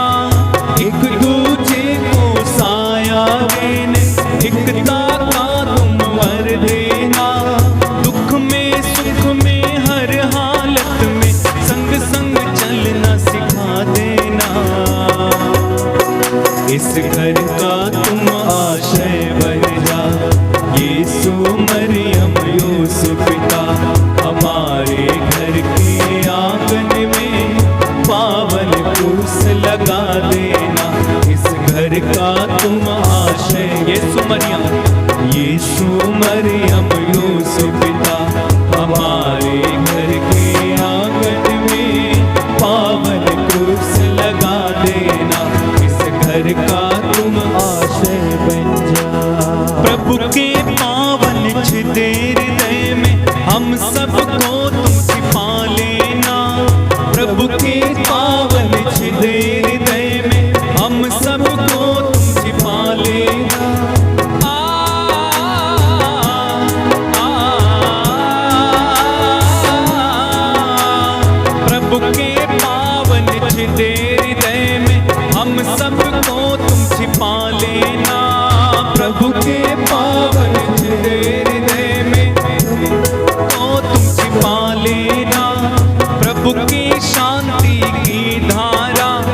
दिल में रोज बहा देना प्रभु की शांति की धारा, हर दिल में रोज बहा देना। किसी को दुख दे बेचोका को हमसे ना होने देना। इस घर का तुम आश्रय बन जा, यीशु मरियम यूसुफ